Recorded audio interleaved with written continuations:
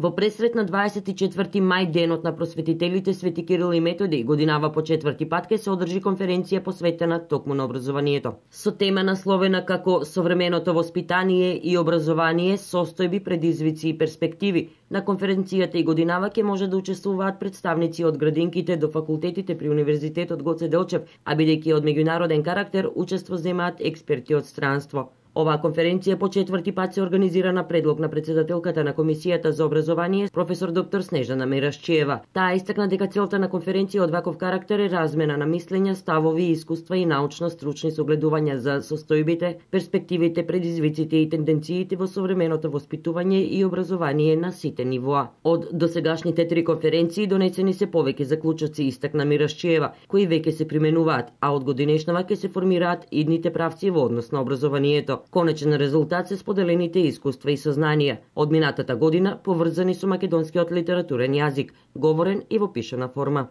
Во едно од излагањата на еден од учесниците стануваше збор за употребата на македонскиот литературен јазик и негувањето на македонскиот литературен јазик во институциите од јавен и општествен карактер.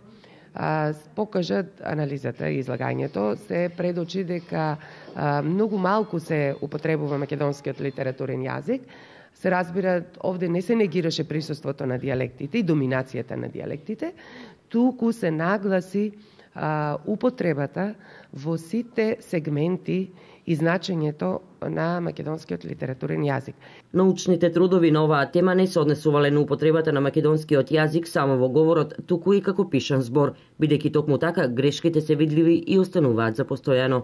Тоа се рефлектира од основните училишта, а ние споделивме искуства и во високото образование.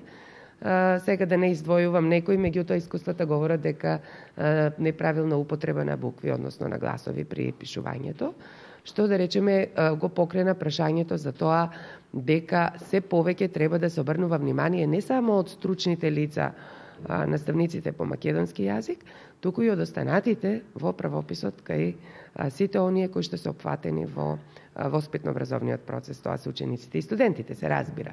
Во пишана форма остануваат и сите излагања и трудови на сите досегашни учесници кои се објавени во зборници на трудови кои веќе се излезени од печат, а зборник има и од оваа година. Сите заинтересирани можат да аплицираат со пополнување на пријава до 3 март, а до 10 април треба да ги достават комплетните трудови. Предвидено е конференцијата да се одржи на 18 мај.